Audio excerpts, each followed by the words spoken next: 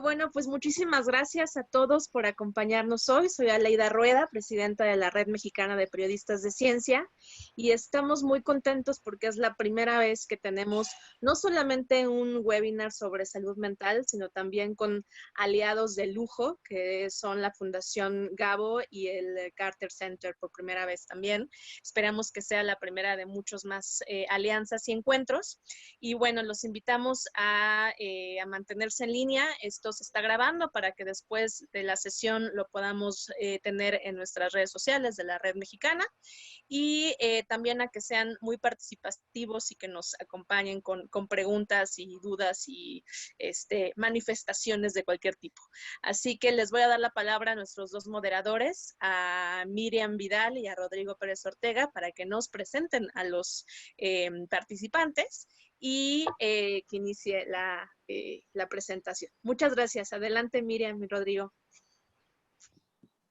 Bueno, pues creo que Rodrigo quería empezar con algo. Gracias, Aleida, muchas gracias. Pues bueno, antes de presentar a nuestros invitados de lujo, sí queríamos más o menos contarles por qué decidimos surgió la idea de hacer este taller, seminario. Miriam y yo concursamos hace un año para la beca que ofrece la Fundación Gabo junto con el Carter Center, es una fellowship o una beca de periodismo de salud mental. Les cuento un poquito rápido. Es una beca que busca impulsar los temas de salud mental en la agenda periodística.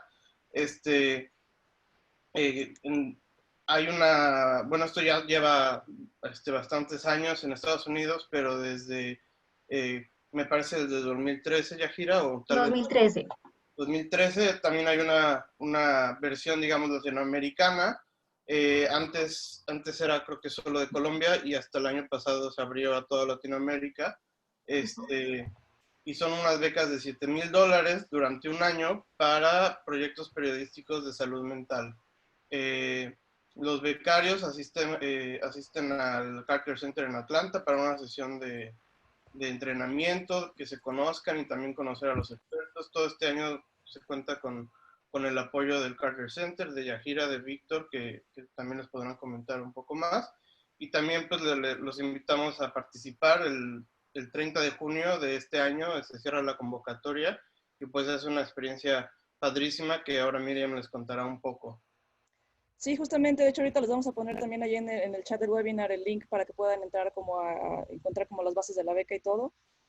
El año pasado yo tuve la oportunidad justamente porque, bueno, la beca consiste en que a los periodistas nos dan primero una especie de entrenamiento previo antes de lanzarnos a lo desconocido, ¿no? Entonces, cada quien propone un proyecto en el que quiere trabajar, pero antes de eso, pues quieren ver que estemos realmente preparados para poder hacerlo, ¿no? Porque es parte del punto. O sea, cubrir salud mental no es solamente empezar a entrevistar y empezar a buscar los temas, sino hay que hacerlo de manera prudente, hay que hacerlo de manera inteligente, hay que saber cómo entrevistar a las fuentes, cómo escribir de ciertos temas sin propagarlos, sin crear una epidemia de salud mental. Y son algunos de los puntos que se ven muy bien delineados y discutidos en un pequeño taller que nos dan en Atlanta, en el Carter Center, antes de empezar a trabajarlo. Cuando Rodrigo y yo ya después de este taller nos lanzamos justamente a hacer nuestro trabajo, nos dimos cuenta de que todo lo que habíamos visto en el Carter Center, todo lo que aprendimos y todos los expertos con los que nos reunimos antes de empezar a entrevistar y antes de empezar a buscar la información, no hubiéramos podido hacer el trabajo si no hubiéramos tenido esta formación previa. Porque justamente nos encontramos con las preguntas constantes de, bueno, ¿puedo preguntar esto? ¿No lo puedo preguntar? ¿Cómo le hago para no dejar un daño colateral en la persona a la que estoy entrevistando? Y de alguna manera contar con estos instrumentos y con esta red de apoyo que también se forma con otros periodistas y expertos durante este taller fue fundamental para esto, ¿no? Entonces, Rodrigo y yo y Yajira y Víctor, justamente desde la red Carter Center de la Fundación Gabo, tenemos esta idea de que ningún periodista debería de hacer algo mal solamente porque no hay información o recursos al alcance, ¿no? Entonces, justamente lo que queremos hacer con este taller de ahorita, poner algunos de los recursos que Rodrigo y a mí nos fueron tan útiles al alcance de todos, particularmente ahorita que estamos en un contexto de pandemia en el que la salud mental se está viendo de repente muy abajo del proyector y todo el mundo está queriendo reportar temas de salud mental, entonces hay que hacerlo de manera correcta, ¿no? Entonces, bueno, ya sin meternos en más detalles, voy a presentar primero yo a Víctor García Perdomo. Él es profesor asociado de la Facultad de Comunicación de la Universidad de La Sabana en Bogotá, Colombia. También es doctor en periodismo y máster en estudios latinoamericanos por la Universidad de Texas en Austin, Estados Unidos. Y tiene una investigación centrada en el impacto de las tecnologías digitales en los medios, en el periodismo y en la audiencia. Sus trabajos han sido publicados en el Journal of Communication, Journalism Studies y en el International Journal of Communication.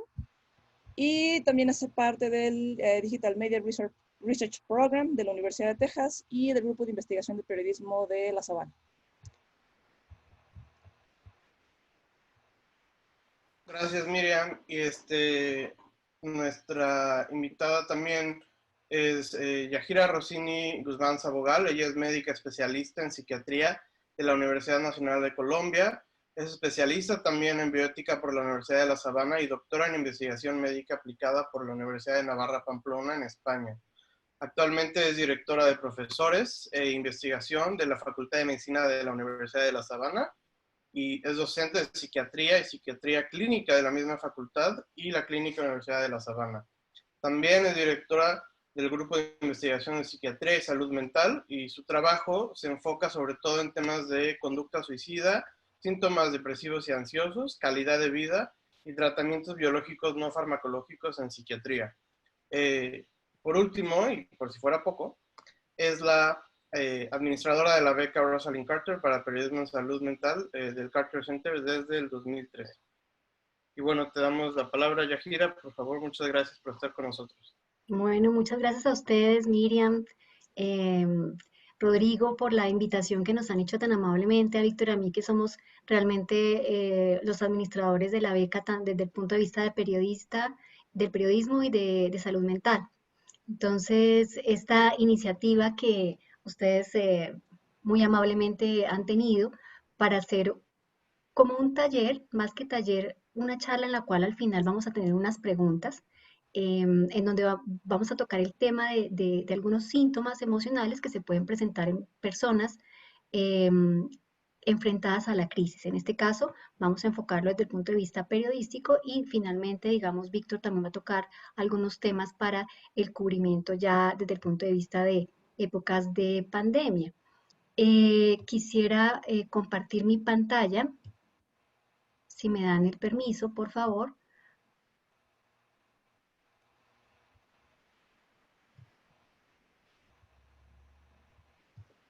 No sé, Miriam o Rodrigo.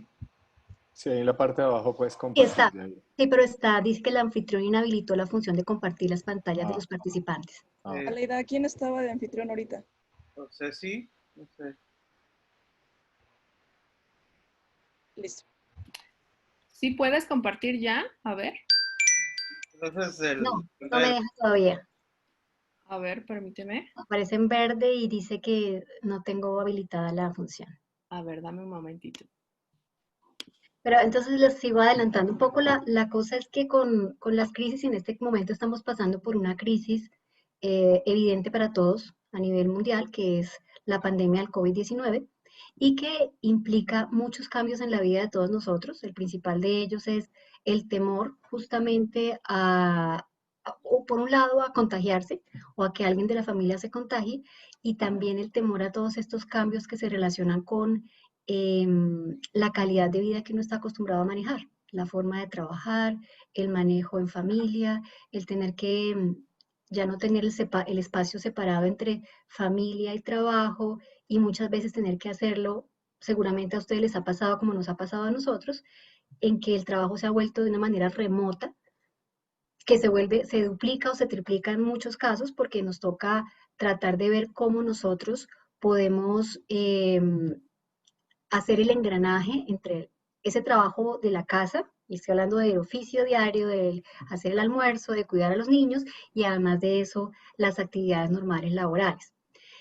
Y el otro aspecto que es importante es la pérdida de alguna manera de la sensación de libertad o de control de la vida, porque finalmente es la política pública, es las medidas de protección, la misma medida de protección que pueden tener, digamos, los empleadores o en general el gobierno nacional de cada país, que hace que nosotros tengamos la sensación de encierro y de tener que estar conviviendo momentos en los cuales no estamos acostumbrados. Es decir, si yo trabajo en mi oficina separada del mundo familiar, tengo una forma de trabajar, y si yo trabajo en mi casa con mi familia al tiempo y con todas las demás actividades al tiempo, pues es una forma también de trabajar, pero diferente, ¿sí? En donde, como decía antes, implica sacar todas las herramientas que yo tengo para adaptarme y para convivir y negociar los espacios con las personas con las que convivo, porque seguramente a ustedes les ha pasado que estando haciendo alguna actividad en remoto, pues aparecen los niños o ocurre algo en la casa y pues de alguna manera interfiere con el buen funcionamiento que uno quisiera tener en las actividades laborales. Todavía no puedo compartir pantalla. No sé si se va a poder habilitar. ¿Lo puedes intentar? Sí, ya lo intenté, lo estaba intentando y me dice el anfitrión inhabilitó la función de compartir A ver, a los permíteme. participantes. Creo que tendrían que darme la función de anfitrión. Sí, eso lo voy a intentar un momentito.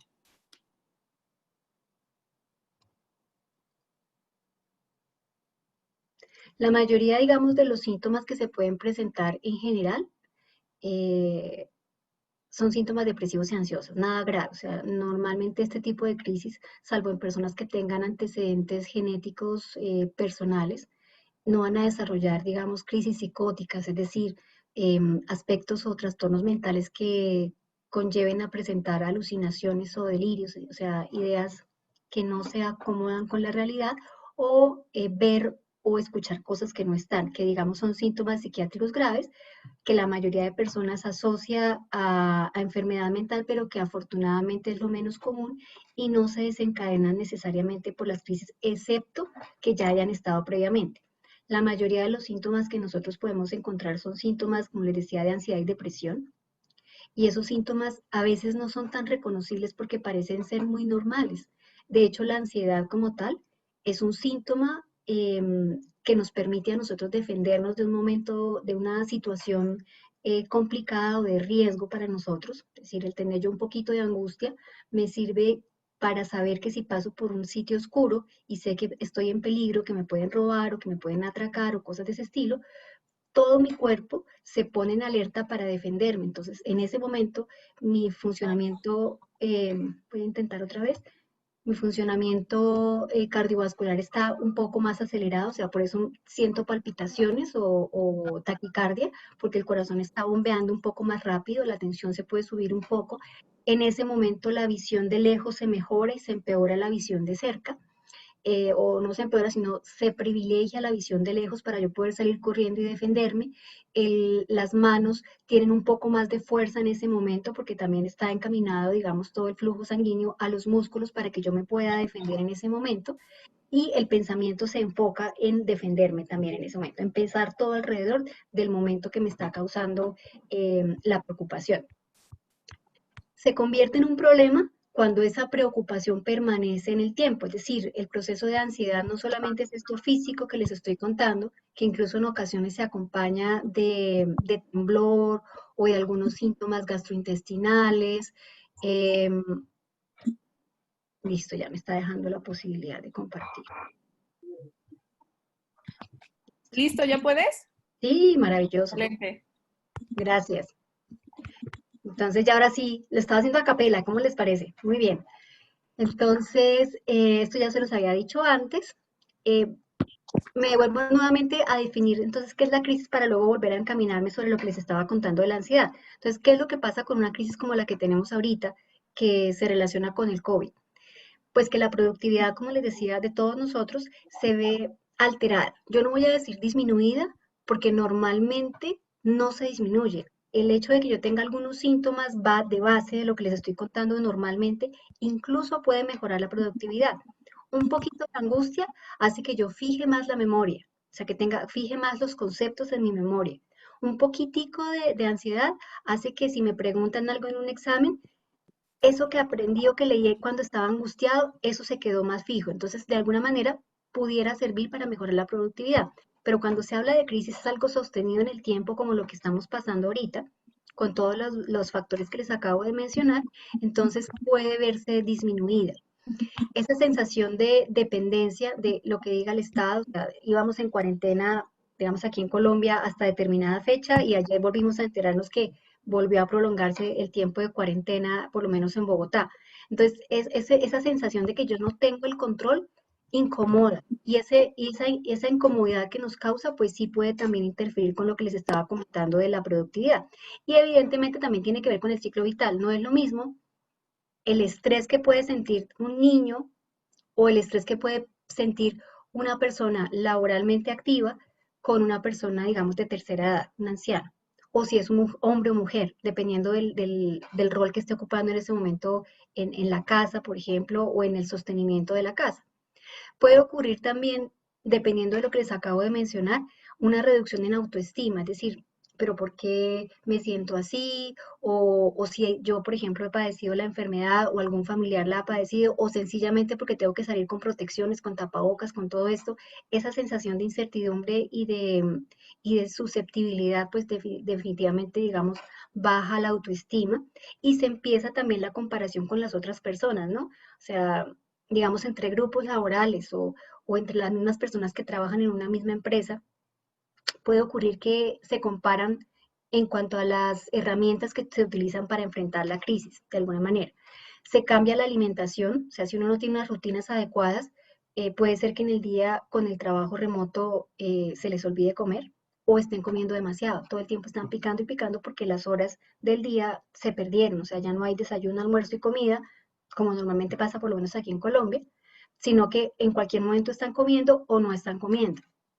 El sueño también se altera por lo mismo, por estar pendiente de las cosas todo el tiempo y porque se levantan de pronto sin cronogramas de actividades o más tarde o se duermen más tarde y con el tiempo va causando insomnio ya sea para el momento de quedarse dormido o se despiertan varias veces en la noche o se despiertan muy temprano y no vuelven a dormir.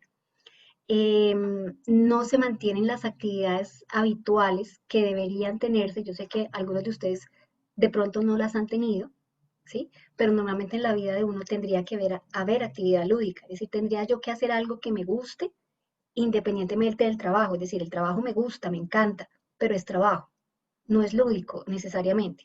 Entonces yo tendría que tener una actividad adicional, la lectura, ver series, hacer crucigramas, qué sé yo, pintar, lo que cada uno, escribir, pero escribir, hablando desde el punto de vista periodístico, escribir otras cosas distintas a lo que implica la parte laboral.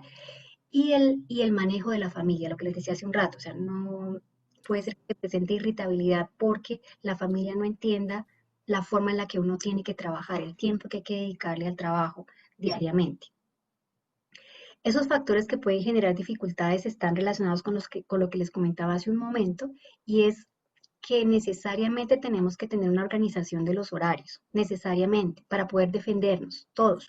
Y en el caso laboral, pues tenemos que ponerle de alguna manera un tiempo al trabajo y un tiempo mínimo, o sea, mínimo al trabajo y mínimo a la familia, o sea, que sea como equilibrado, pero que de alguna manera sí yo sepa que tengo, que cuando me levanto sé qué voy a hacer en el día. Si lo dejo para planearlo el mismo día, nos va a causar angustia desde el día anterior. Entonces, lo mejor es organizar esas actividades, tratar de no mezclar las cosas, aunque digo, es difícil porque va a estar todo al tiempo, ¿cierto? Normalmente uno le dice a las personas no se lleven las dificultades del trabajo para la casa ni de la casa al trabajo. Aquí está todo al tiempo, o sea, lo único que hay que tratar de diferenciar son los horarios, porque el espacio es el mismo. Y evidentemente, todo esto que acabo de comentar altera las relaciones interpersonales. Por más que uno no quiera, eh, irrita si alguien hace un comentario así sea muy querido en la familia, el hijo o la esposa o el esposo o algún colega en el trabajo, si lo coge a uno en ese momento en el que está estresado, por decirlo de alguna manera, pues las relaciones interpersonales se pueden ver alteradas. Además de que han cambiado, o sea, las relaciones interpersonales normalmente son interpersonales, físicamente hablando. Aquí estamos ante una situación en la que no necesariamente es negativa, porque yo he aprendido con esta circunstancia que las relaciones interpersonales se pueden mantener con calidad, justamente haciendo esto de que si yo me comunico con alguien, yo necesito verle la cara, yo necesito que me mire a los ojos, yo necesito yo estoy haciendo consulta remota. Y es curioso porque la gente dice, bueno, ¿uno cómo hace consulta médica remota o consulta de psiquiatría remota? Pues es que yo tengo al paciente, yo necesito ver al paciente, yo no puedo hablar por teléfono con él para que me cuente lo que le está pasando, yo necesito verlo, ¿sí? Y eso crea la relación médico-paciente que en otros momentos y en otros ambientes tal vez no se veía tan fácil que se diera. Juanita, ay, ¿me estás esperando? Tenemos un equilibrio, digamos, de alguna manera entre tres vertientes como las que acabo de colocar, que son el rendimiento laboral, que es lo que nos tiene aquí, el trabajo periodístico, que es lo de las cronogramas, la competencia que existe de todas maneras entre los pares, ¿sí? Y más cuando uno también ve riesgo laboral, riesgo de que me despidan. Ahorita en la situación en la que estamos, pues uno no sabe en algunas cosas qué va a pasar. Entonces probablemente algunas personas estén temiendo por su trabajo.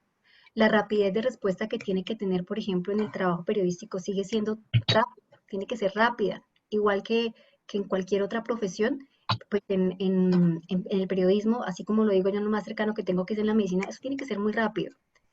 Y pues evidentemente en la parte que compartimos de pronto en lo interpersonal, en la psiquiatría como en el periodismo, vamos a tener siempre que interactuar con personas difíciles. Vamos a tener que hacer entrevistas que son en sí por el tema muy difícil o por las características personales. Entonces tenemos que tener herramientas para que eso a mí no me afecte y para que evidentemente yo haga mi trabajo de calidad. Nuevamente, parte del equilibrio también, pero es diferente a la parte laboral. Una cosa es lo laboral, que es lo profesional, y otra cosa tiene que ver con el trabajo y las finanzas. Es decir, también puede ser que algunas personas en algunos trabajos, es posible que hay algunos que trabajen en varios sitios, pues puedan organizar los tiempos de trabajo en los diferentes sitios donde tengan, digamos, el contrato, por decirlo de alguna manera, o el compromiso laboral, mirar si hay posibilidades de otros ingresos laborales que también las personas en este momento las tienen pendientes y ajustar los gastos personales y familiares que indudablemente pues hacen parte de la vida cotidiana normal y pues que ahora se vuelven más una prioridad. En la vida personal, que es lo que menos se cuida normalmente, aquí en crisis tiene que ser prioritario. Es decir, yo tengo que saber que aunque yo esté trabajando y esté en casa, pues si yo me siento mal tengo que consultar y no solamente va a ser COVID, también me puede dar una apendicitis o una gripa normal o si yo sufro de diabetes se me puede subir el azúcar, entonces tengo que estar pendiente de cuidar mi salud. Tener el estilo de vida saludable, obviamente compartir con la familia, que ya lo había dicho antes, pero compartir con la familia ya en este sentido en la vida personal es un compartir efectivo, es decir, que si yo estoy en casa, que no me acostumbre a que estamos los tres, por decir algo, el papá, la mamá y el niño, y cada uno en su mundo aparte, sino que les toca interactuar. Y ese tiempo que están interactuando hay que sacarlo de las labores académicas y de las labores laborales, pues perdón la redundancia, o de trabajo, para tener un tiempo efectivo en familia, en el momento de la comida, de la cena o del fin de semana, en la mañana, no sé. Independientemente también hay que ver el lado positivo y es que muchos de nosotros con el estilo de trabajo que tenemos, normalmente no compartimos mucho tiempo en casa. O sea, la hora del almuerzo la tiene uno en trabajo y el desayuno generalmente también. Ahora hay más tiempo de compartir esos espacios y habría que ver la forma de hacerlo compatible con el resto de actividades. Hay que hacer deporte, aunque sea encerrado en casa, es decir, hay técnicas que se pueden utilizar para el que haga, no tiene que ser deporte de alto riesgo, sino movimiento físico generalmente, caminata, subir y bajar escaleras, pasear alrededor de la casa o de donde uno viva. Ya dependería, como digo, del estilo y culturalmente de donde uno esté. Pues estoy hablando de donde nosotros estamos en Colombia, pues Bogotá, Chía vivo yo, Bogotá, digamos, tiene un estilo un poquito un poquito distinto y hay que manejar las jornadas y el cansancio, o sea, saber que yo también me voy a cansar y que yo voy a necesitar dormir las horas necesarias y tratar de trabajar, como decía antes, en mi autoestima, o sea, no dejar que se menoscabe con todas las situaciones que están pasando. Decía yo que algunos síntomas emocionales y comportamentales se pueden presentar. La mayoría de ellos son síntomas depresivos, pero adaptativos. ¿Qué quiere decir? Que se relacionan con el ahorita, con esto que está pasando, con el encierro, con la incertidumbre laboral, con las dificultades económicas, con el pensar qué va a pasar de aquí a que se termine, digamos, la crisis. Bueno, entonces son síntomas depresivos. Depresivos es como una tristeza profunda que dura más tiempo de lo normal, que generalmente dura más de una semana.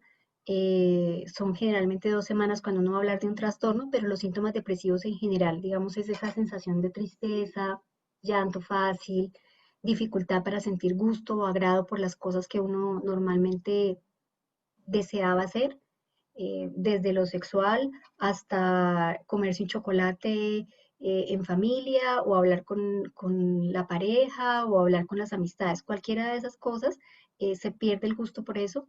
La persistencia de pensamientos negativos, de voy a perder el trabajo, me siento muy mal, quién sabe qué va a pasar.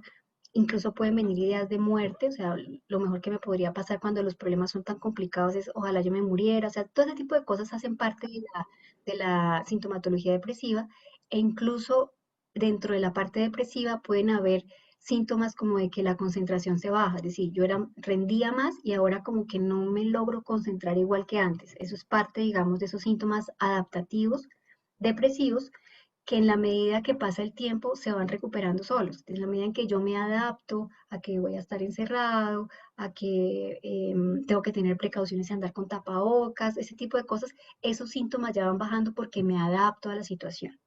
Es lo normal, es lo que suele ocurrir ante cualquier situación, como por ejemplo, no sé, para nombrar otro tipo de crisis, la pérdida de un trabajo, el cambio de ciudad, la ruptura de una relación afectiva, algún problema económico grande, entonces todo ese tipo de cosas, o una condición médica, por ejemplo, que por algún accidente deje de caminar, entonces eso podría causar al principio síntomas depresivos adaptativos, mientras yo me adapto a que ahora voy a usar silla de ruedas, por ejemplo. Y los síntomas ansiosos, que también pueden ser adaptativos, si estoy hablando de un periodo de tiempo normal, en el que la persona se siente angustiada, como temerosa, como con incertidumbre, irritable, preocupada por muchas cosas al tiempo, con palpitaciones en el pecho dependiendo de qué tipo de síntomas ansiosos pueda llegar a tener. La persona también puede en algún momento tener el problema de sueño, como pasaría en lo depresivo. Sin embargo, en el paciente que está con síntomas depresivos, lo que suele ocurrir es que se despierta muy temprano y se pone a pensar en cosas negativas. Voy a perder el trabajo, qué voy a hacer, bueno, cosas negativas. Mientras que en el trastorno de ansiedad, el paciente o la persona más bien no logra conciliar el sueño temprano porque se queda pensando en lo que tiene pendiente para el otro día. Entonces está dándole vueltas, qué voy a hacer mañana, cuál es el plan, no. Entonces no lo deja quedarse dormido. Y adicionalmente pues se mueve mucho, ¿no? Dice ansioso es porque está como moviéndose, sentándose, parándose, como que la parte motora está como muy inquieta. Esto es lo adaptativo, lo que la mayoría de las personas podrían llegar a tener siendo ya un trastorno, pero es un trastorno que pasa con el tiempo solito sin necesitar algún tipo de ayuda. Si esto no se maneja, si esto no se habla, si esto no se corrige con un estilo de vida saludable, como vamos a hablar más adelante, y en aquellas personas que tengan una susceptibilidad genética, quiero decir, como la persona que en su familia tiene diabetes, en algún momento puede desarrollar diabetes, pero no necesariamente la va a hacer. Lo mismo pasa con los trastornos ya de ansiedad o depresión. Si en mi familia y yo genéticamente estoy predispuesta porque hay un factor biológico allí frente a un estresor, que bien podría ser el primero, podría desencadenar ese trastorno que iba a ser en cualquier otro momento, ¿sí? Pero que en esta ocasión la crisis por la que estamos pasando desencadena el trastorno que ya venía yo predispuesta para hacerlo. En ese sentido, digamos, ya hablando de lo más frecuente son los síntomas de ansiedad, es lo que seguramente algunos de ustedes pueden haber percibido o sentido en algún momento. Entonces son síntomas en los que la persona tiene palpitaciones, como golpes en el pecho,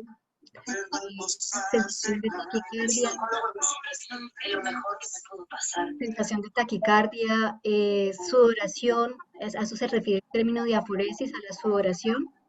El temblor, creo que hay alguien que tiene un micrófono prendido y nos está haciendo un tipo de interferencia. el dolor de cabeza, opresión en el pecho, algunos síntomas digestivos. Estas parestesias se refieren a hormigueo, a sensación de hormigueo en las manos o en la lengua, que a veces las personas que están con angustia suelen respirar muy rápido, más rápido de lo normal, y esa persona puede llegar a tener esa sensación de parestesia, o sea, como de movimientos anormales o simplemente de sensaciones extrañas en las extremidades y en la lengua. La tensión muscular se refiere a que yo siento los músculos. Normalmente uno anda por la vida y no se da cuenta que tiene músculos en el cuello, en la espalda, en la cabeza, pero cuando hay ansiedad, esa tensión se siente. O sea, yo me toco el cuello, me toco la cabeza, me toco los hombros y siento la tensión, están más duros de lo normal.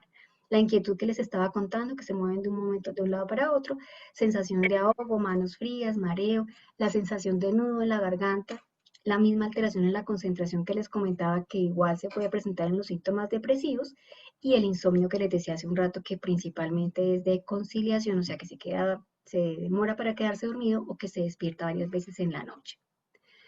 Ya les decía que la ansiedad normal, pues eso era parte de cómo empezábamos la charla.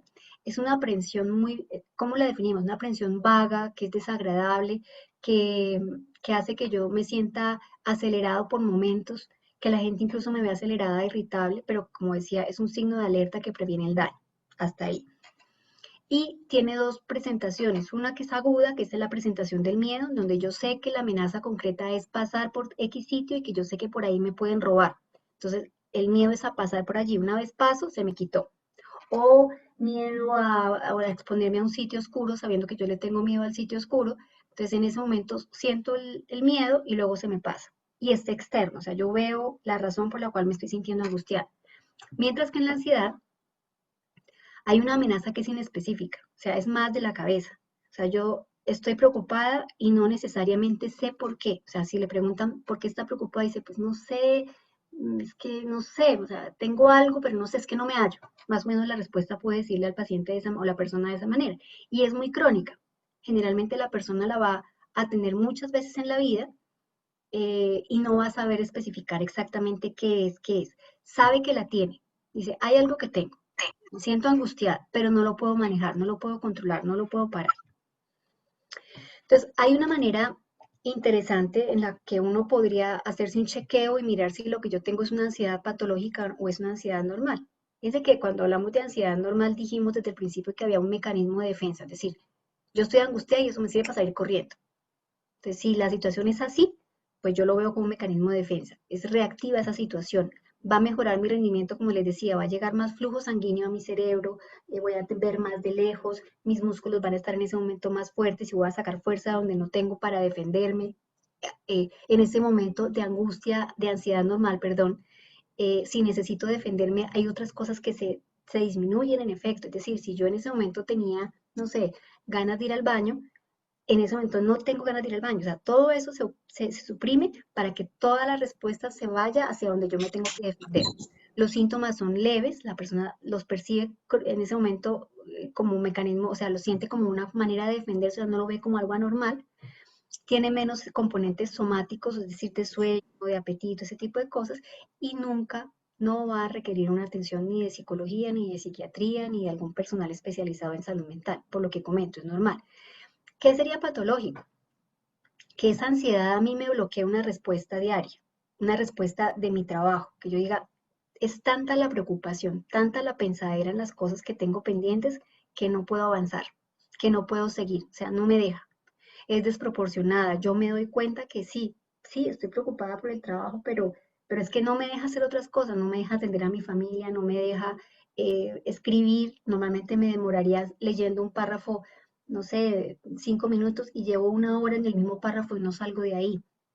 Empeora en ese sentido el rendimiento, es más grave, tiene ese mayor componente somático, quiero decirlo, del sueño particularmente, es decir, la persona se siente comprometida en su sueño y además esta parte de los síntomas físicos que les comentaba, y va a requerir una atención, aquí dice psiquiatría, porque yo soy psiquiatra, pero normalmente no necesariamente es por psiquiatría, puede ser un médico general, un médico familiar, un psicólogo o una persona con entrenamiento básico en salud mental.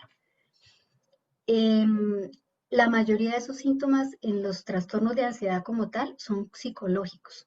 Es decir, por más que yo le dé un medicamento a la persona podría tranquilizarse, pero lo que hay que manejar es la forma de pensar. O sea, ¿cuál es realmente el problema?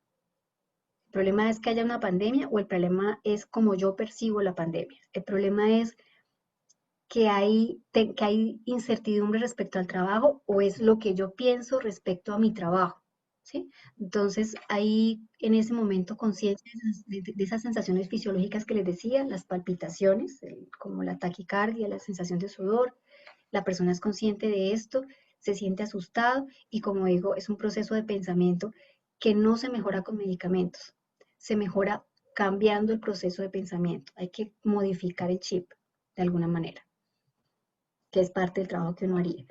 Lo otro que suele pasar, y más ahorita ha ocurrido en algunas personas, es la crisis de pánico, que también se llama crisis de angustia o ataque de pánico o ataque de angustia. Todo eso significa lo mismo. Y son episodios que son circunscritos en el tiempo, que normalmente no duran más de 10 minutos, pueden llegar a durar a veces una hora, en casos extremos 2 horas, pero es una sensación de ataque, es decir, me inmovilizo, me paralizo y en ese momento pienso que me voy a morir. Y digamos, esos síntomas que aparecen allí son los que la persona puede tener. Con que tenga 4 ya es un ataque de pánico. En ese momento la persona siente que se va a morir o siente que se va a volver loco. Y el encierro favorece mucho eso. Entonces, las palpitaciones, la sudoración, que es la misma diaforesis que les estaba diciendo hace un rato, el temblor, la sensación de ahogo, el dolor torácico, que puede ser dolor o puede ser sensación de opresión en el pecho, tanto que estos pacientes lo que hacen es consultar por urgencias porque sienten que se van a morir. Entonces consultan y en urgencias les toman los exámenes pensando que puede ser un infarto y no se encuentra nada. Entonces por eso es importante, digamos, tener todo el chequeo completo y saber que eso puede pasar. Evidentemente cuando la persona tiene antecedentes médicos que se asocien a un riesgo cardiovascular, sí deben consultar, es decir, si hay una persona que sufra de la tensión arterial alta, que sufra de colesterol elevado, que fume, que tenga obesidad, pues ese factor de riesgo de hacer enfermedad coronaria está. Así yo haya tenido ataques de pánico antes y ahorita lo tenga, también tengo que estar chequeando que no tenga una condición coronaria que esté ocurriendo. Entonces, depende también de la edad del paciente. Si es un paciente de 15 años, una persona de 15 o 20 años sin antecedentes físicos, que no fuma, que no toma, que hace ejercicio, que no tiene antecedentes familiares y sin ninguna condición médica general diagnosticada, probablemente sea simplemente un ataque de pánico y no requiera hacer un estudio adicional. Pero pues en las personas de riesgo, como ya decía, pues sí habría que hacerlo. La sensación de mareo o desmayo suele ocurrir porque la persona respira muy rápido. Entonces, en ese respirar que no controla, además, está simplemente respirando muy rápido, barre una sustancia que se llama CO2 y eso es lo que causa tanto las parestesias, o sea, el adormecimiento en las manos, la lengua y la sensación de desmayo. Hasta se pueden desmayar en ese momento. Por eso ustedes seguramente han visto en algunas películas o han visto expertos tanto en salud mental como en medicina general que el mecanismo de la bolsa de papel funciona, porque la persona se siente en ese momento en el ataque de pánico y lo que hace es respirar en la bolsa y la bolsa hace que se recicle ese CO2, vuelva y entre y esa sensación de desmayo baja. Lo que pasa es que en el momento del ataque, si no se entrena a la persona antes, cuando lo hace por primera vez se va a sentir todavía más ahogada. También puede tener este término de realización y despersonalización, se refiere a que la persona en el momento del ataque siente que su cuerpo cambia, o sea, las manos las ve más grandes, más chiquitas, siente que el cuerpo está más grande, que está hinchado, o siente que el cuarto se va más lejos, se ve más cerquita, o sea, como que esa sensación de realidad en la persona y en la parte exterior se cambia, o sea, lo ve diferente. Tiene miedo a perder el control, a volverse loco o a infartarse. Y lo que les decía de la sensación de parestesias, escalofríos o sensación de sofoco. Para yo poder hablar de que sea un trastorno, digamos, de ansiedad generalizada, una cosa es lo agudo que les estaba diciendo, que es por lo que consultan por urgencias, trastorno de pánico, y otra cosa distinta es un trastorno de ansiedad generalizada, que es más frecuente. Consultan menos porque lo ven más normal. La persona tiene que estar, para decir que es un trastorno, preocupada más de 6 meses, pero el trastorno puede empezar con un desencadenante como puede ser la crisis actual, y luego perpetuarse en el tiempo. Pero durante todo ese tiempo, casi todos los días o casi todos los días, la sensación que tiene la persona es de que no logra controlar la preocupación. Ella sabe que se preocupa o él sabe que se preocupa, que se está preocupando más de la cuenta por cosas que tiene que pagar, o por el trabajo, o por la salud, o por algo que hay que arreglar en la casa, qué sé yo, pero no, como digo, no lo puede controlar y el pensamiento sigue dándole vueltas y no le permite avanzar. Y es muy sencillo para diagnosticarlo desde afuera, porque la persona debe tener de estos síntomas que ustedes ven allí al menos 3. Con esos 3, más que tenga 2 o 3 preocupaciones al tiempo, ya uno dice es un trastorno. O sea, la preocupación puede ser que qué tal que me dé la infección por el COVID, porque tengo que ir a hacer el trabajo fuera o porque tengo para hacer las compras, entonces tengo que ir a tal parte, pero también entonces estoy pensando que a mi marido le va a quedar sin trabajo, pero además de eso estoy pensando que mis hijos no van a funcionar bien en el colegio porque todo está siendo remoto y todo lo tengo como preocupación al tiempo, al tope y no lo controlo. Entonces la persona está impaciente, está inquieta, se fatiga con facilidad porque esa tensión que yo les decía al principio, los músculos están duros, están tensos. Entonces es como si uno estuviera haciendo ejercicio todo el día por estar apretado y cuando llega en la noche uno se toca y uno le duele todo. Y es por eso, por estar todo el tiempo así como tenso. Esa es la fatigabilidad. Este factor que aparece aquí, que es la mente en blanco, es eso que yo les decía, la concentración. O sea, como que estoy leyendo y no estoy leyendo. Estoy haciendo un trabajo y no me estoy dando cuenta de lo que estoy haciendo. Y cuando termina la media hora, la hora, digo, pero ¿yo qué hice? O sea, ¿en qué perdí mi tiempo? Porque no me puedo concentrar. Y esa sensación del dolor, de la mente en blanco, o sea, el dolor muscular, la fatiga, la mente en blanco, necesariamente causa irritabilidad. Y esa irritabilidad es exagerada. Si yo de entrada tengo un genio parejito, como digo yo, o sea, un genio alborotado, y de entrada tengo síntomas de ansiedad y alguien viene y me dice algo, yo puedo contestar con 3 piedras en la mano. No porque yo sea así, sino porque estoy estresada. Entonces se irrita más con facilidad. La tensión muscular que ya les acabo de decir y el problema de sueño de la dificultad para conciliar. ¿Cuáles son las consecuencias? El mal humor, la angustia, los problemas en la casa, de interacción, la sensación del trabajo, como decía, mal hecho o incompleto porque yo me doy cuenta que no me estoy concentrando y que yo antes era más efectivo o efectiva que lo que soy ahora. Entonces eso es lo que lleva a esa sensación de incomodidad. Insisto en los problemas de sueño y en los resultados poco eficaces. Entonces, yo decía hace un rato, es un proceso de pensamiento, yo le puedo dar 1000 vueltas al problema y no le voy a encontrar solución. Tengo que pararlo y esa es, digamos, la idea de lo que vamos a trabajar ahorita. Insisto nuevamente en la situación actual, sensación de pérdida de control, sensación de pérdida de la libertad, el hecho de que todos estemos en casa, el conflicto entre las dos tareas, tanto de la casa como del trabajo. Y aquí hay una cosa importante que me ha generado algunas controversias con mis colegas, tanto psiquiatras como la parte periodística, y ahorita pues quisiera escucharlos a ustedes también, y es el bombardeo de la información de los medios de comunicación. O sea, mi recomendación como psiquiatra es no estar todo el día pegado a las noticias, y más para una persona susceptible a síntomas de ansiedad, porque va a estar ahí, se murieron 2, se murieron 4, se murieron 6, y allá, y el otro país, y no sé qué. Y si es una persona susceptible, la va a pasar muy mal. Hay que estar informados, pero entonces hay que ponerle orden a cómo me informo, con qué medio me informo y en qué horas, ¿sí? Para no estar todo el tiempo dándole vuelta a lo mismo. Y la otra cosa pues que está pasando ahorita es la sensación o la falta de ejercicio y de actividades al aire libre. Ahora hay un poquito más de libertad, por lo menos aquí en Colombia y en Chile, que han sido tan estrictos, pero pues necesariamente el hecho de que uno no pueda hacer ejercicio al aire libre es complicado.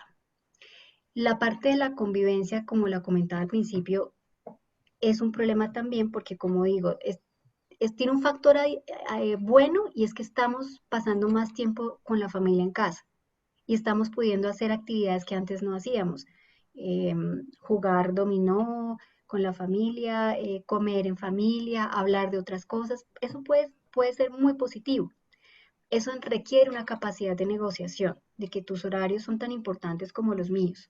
Entonces, tratemos de encontrarnos en tales horarios, pero el resto del tiempo lo respetamos. Es decir, tú tienes tu espacio, yo tengo mi espacio, cuadras el tono de tu voz, utiliza audífonos, ese tipo de cosas. El televisor, la música en alto volumen, bueno, ese tipo de cosas.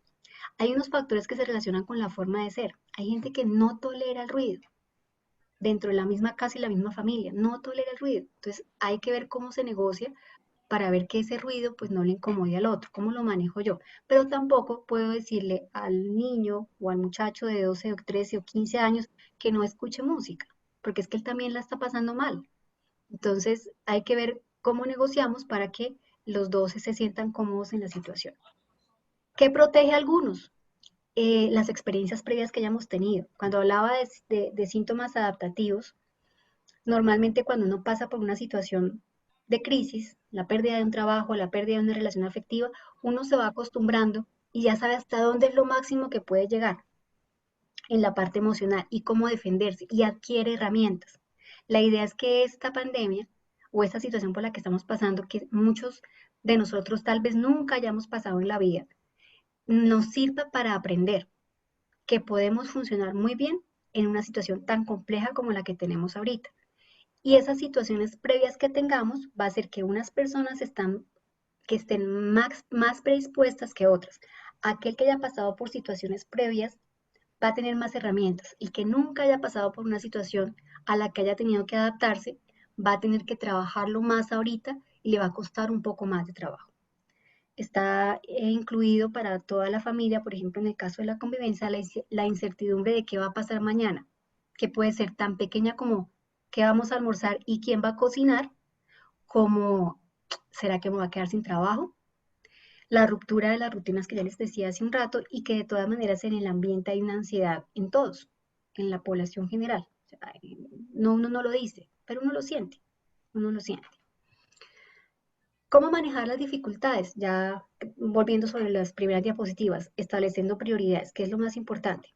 Habrá momentos en que lo más importante sea mi trabajo, pero habrá momentos en que lo más importante sea mi familia.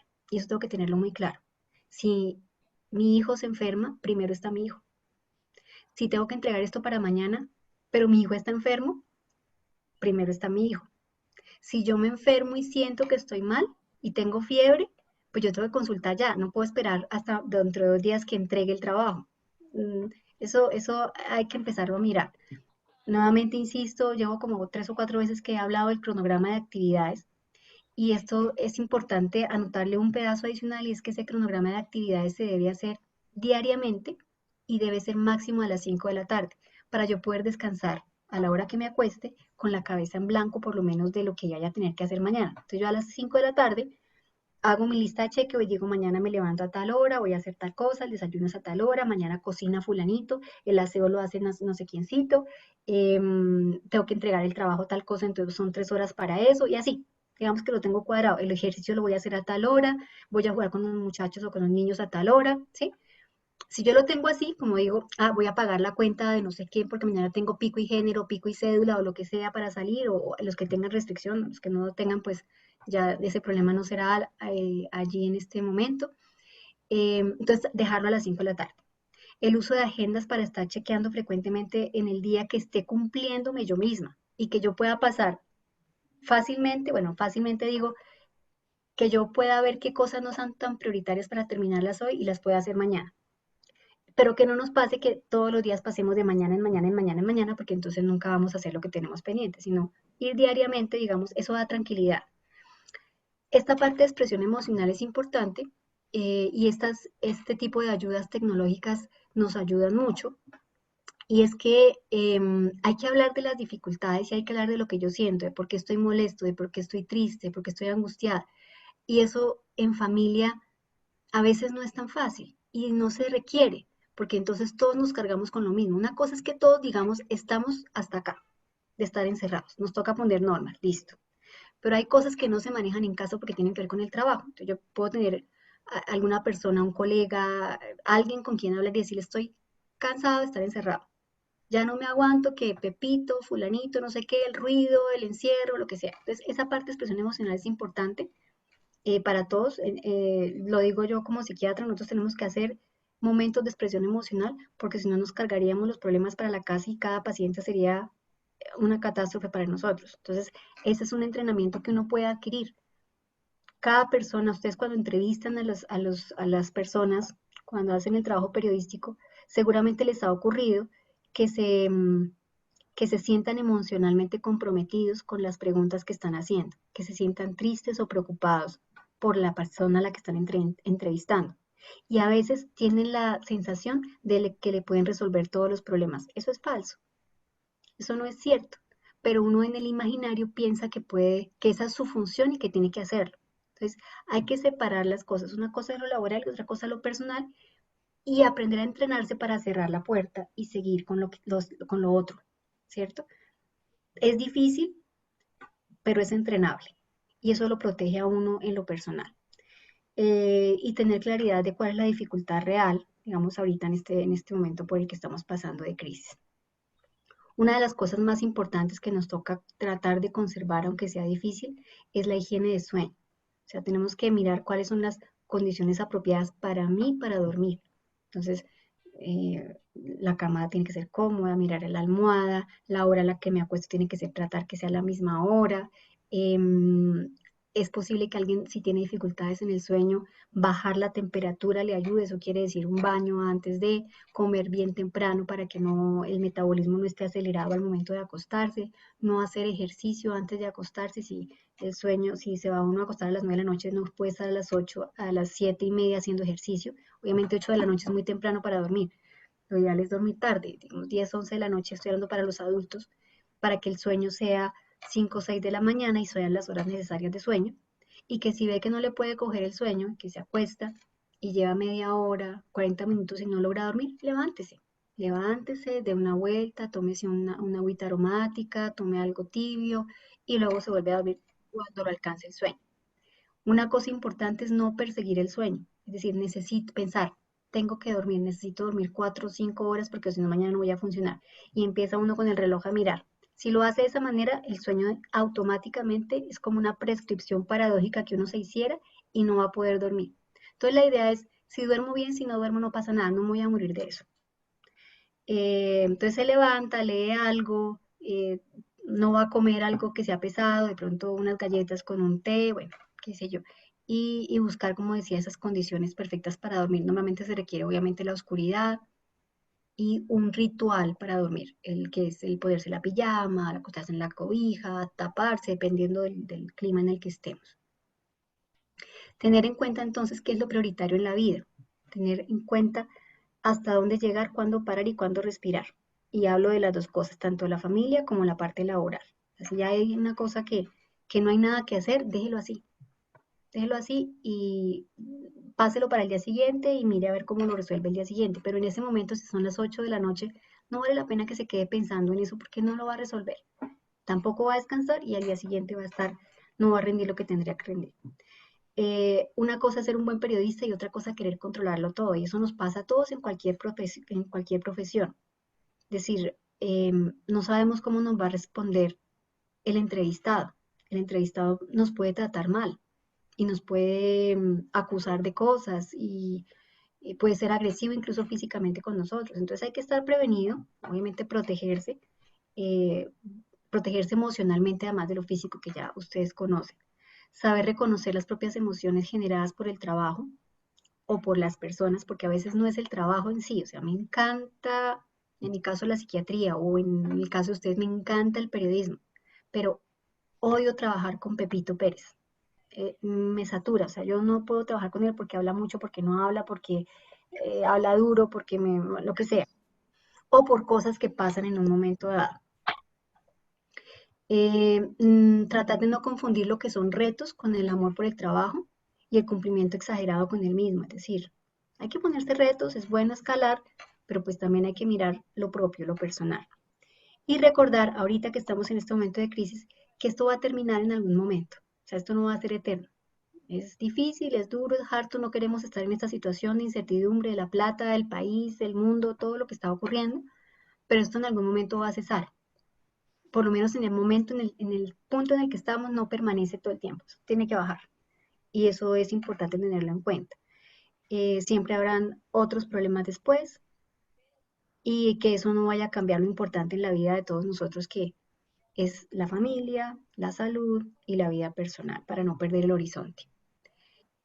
Practicar deportes, como les decía hace un rato, ejercicio en casa, yoga, con YouTube, bailar, lo que sea, dependiendo de lo que a cada uno le guste, las actividades en familia efectivas, el respeto por el tiempo y de alimentación y el descanso, las actividades recreativas que les comentaba hace un rato, que son distintas al trabajo recreativo, es decir, me encanta trabajar, pero el trabajo es otra cosa.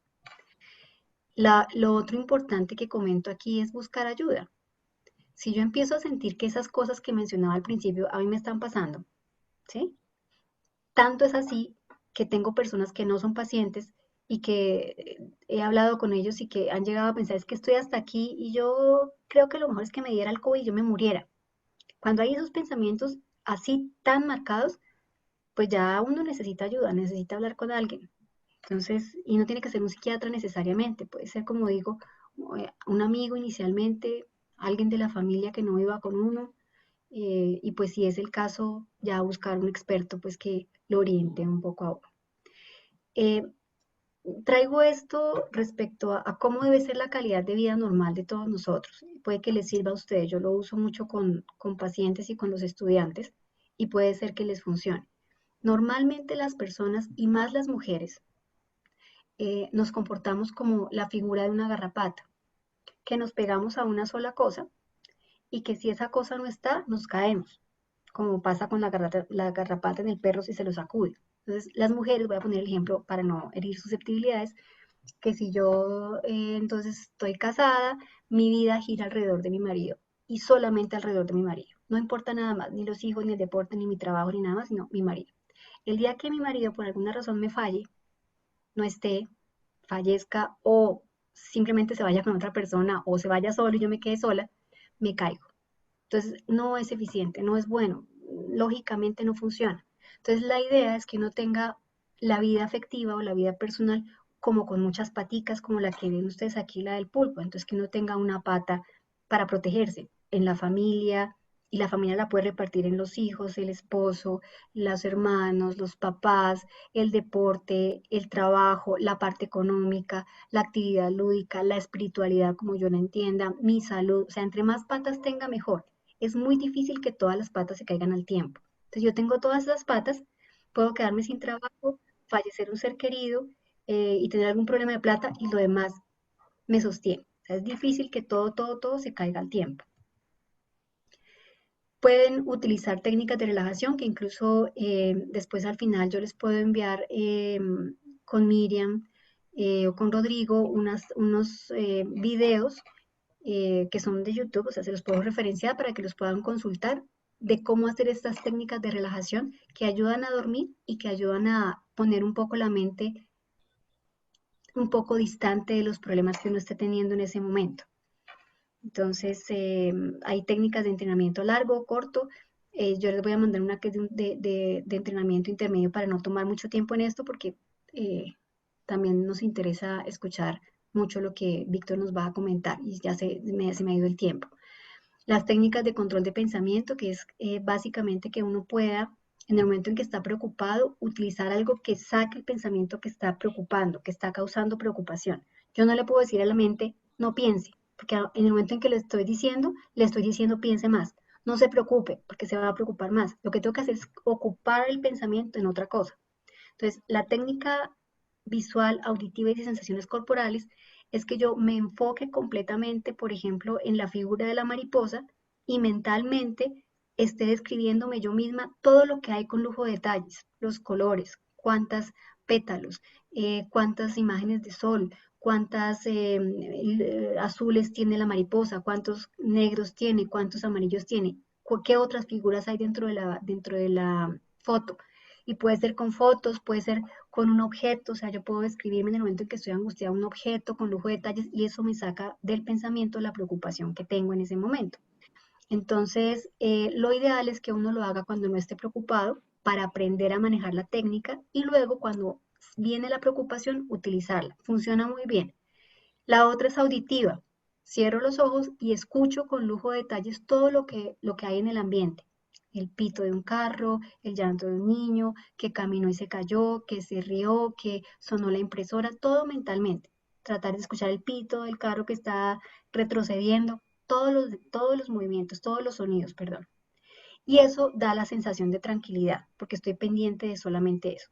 Y la de sensaciones corporales también implica cerrar los ojos como súbitamente y empezar a ubicar cada parte del cuerpo y tratar de darse cuenta la temperatura, el contacto de un dedo con el otro, dónde está el contacto de la silla, digamos, con mi espalda. Todo eso lo hace uno con los ojos cerrados y distrae un poco la atención.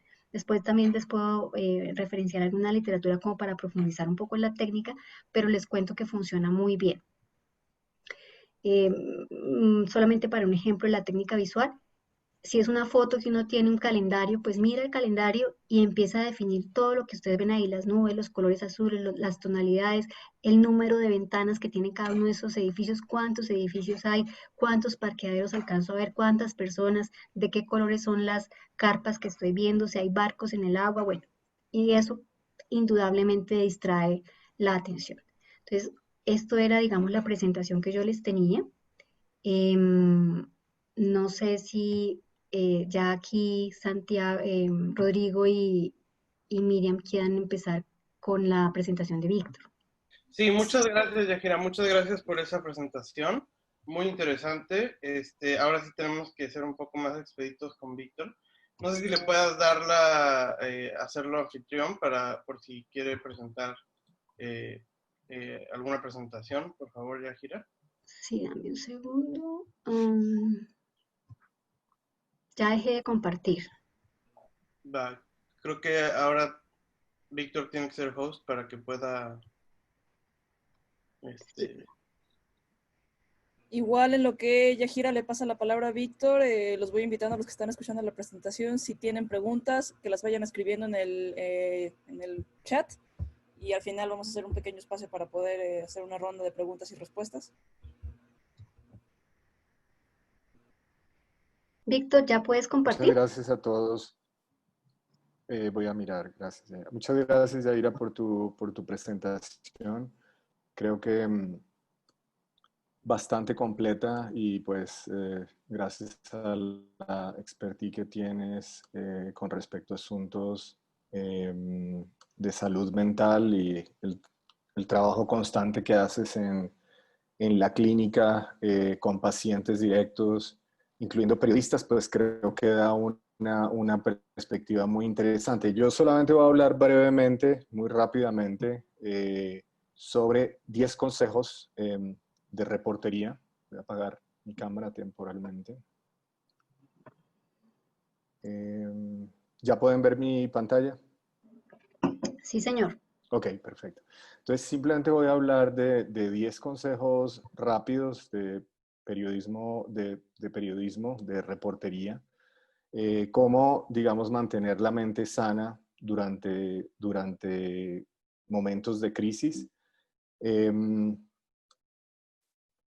Entonces, estudios previos que se han hecho con respecto a la salud mental en periodismo o periodistas son consistentes con respecto a ciertas cosas que se presentan en las redacciones, sobre todo con periodistas que han tenido que cubrir eventos difíciles o extremos.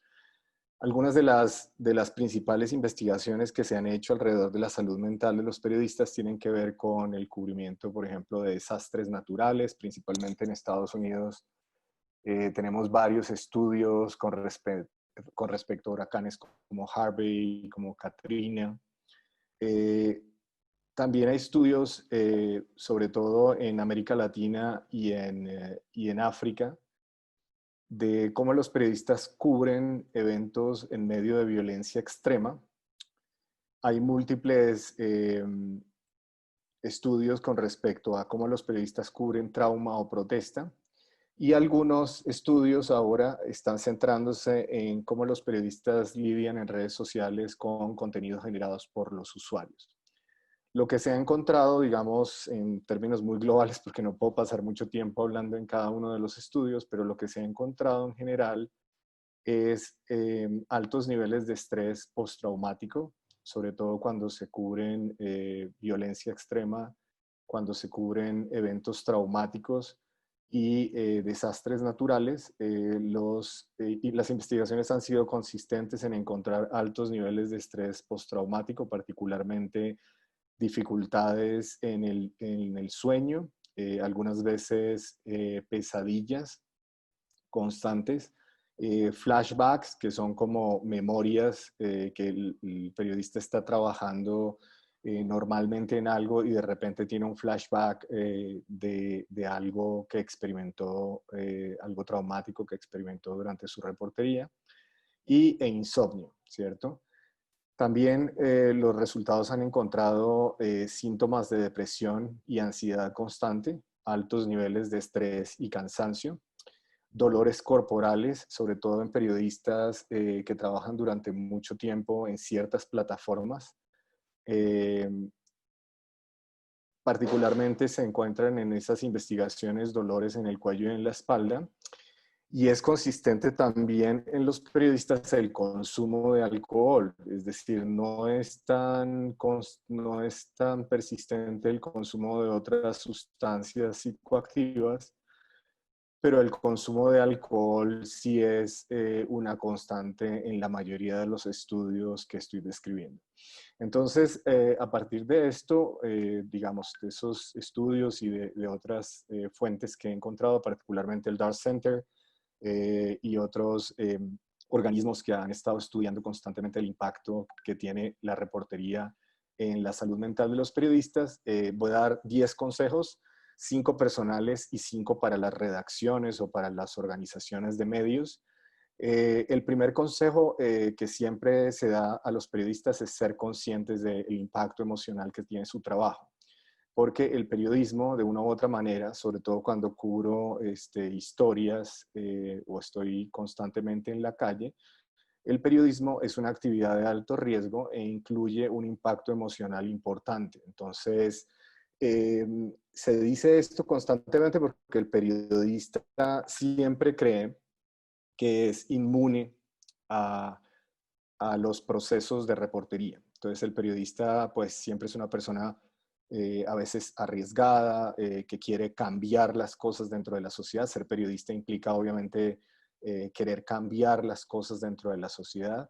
Y ese mismo, digamos, no lo llamaríamos heroísmo, pero esa misma eficiencia del periodista frente a la reportería hace que a veces no sea consciente del impacto emocional. Entonces el periodista siempre se cree invencible, como que cree que no se transfieren los problemas que cubre a su propio estado de salud mental.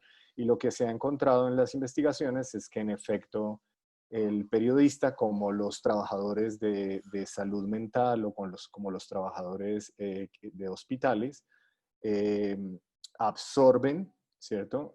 Durante sus trabajos el sufrimiento de otras personas. Entonces, ese es el primer consejo. El segundo consejo es, obviamente, entender las dificultades mentales preexistentes, sobre todo, pues si en el pasado he tenido dificultades emocionales o he tenido dificultades mentales, eso yo debo ser muy claro conmigo mismo y también con mis colegas con respecto a esas dificultades mentales preexistentes. Normalmente, y una de las, no sé si me están escuchando bien porque dice que mi conexión está Está bien, inestable. estamos escuchando. Ok, perfecto. Entonces, es entender esas dificultades mentales preexistentes para precisamente pues, ser claros con respecto a cuáles son mis límites. Eso implica también, el tercer punto, es medir la curva de estrés, así como se mide la famosa curva de contagio. Dice, por ejemplo, alguien como Shapiro, que es el director del Dart Center, dice, así como yo mido la curva de contagio del COVID-19, asimismo también medir o entender mi curva de estrés para que yo entienda cuáles son mis niveles, es decir, cuál es el nivel de estrés que puedo manejar durante ciertos momentos y se llega a ciertos límites en donde debo entender que tengo que frenar o parar o cuidarme para pues, poder responder adecuadamente durante tiempos de crisis, ¿cierto?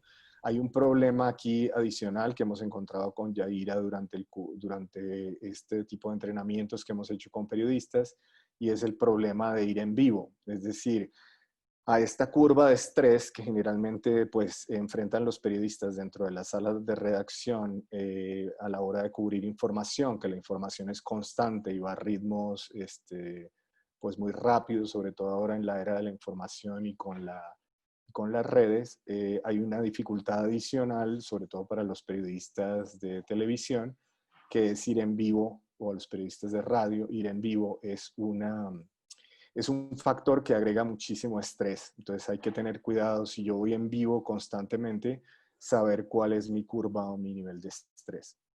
Hay que crear, como decía Yadira, un plan propio de protección mental que puede generalmente incluir relajación, que es tan importante como la medicación, según estudios que pues Yadira conoce mejor, pero que he estado leyendo recientemente.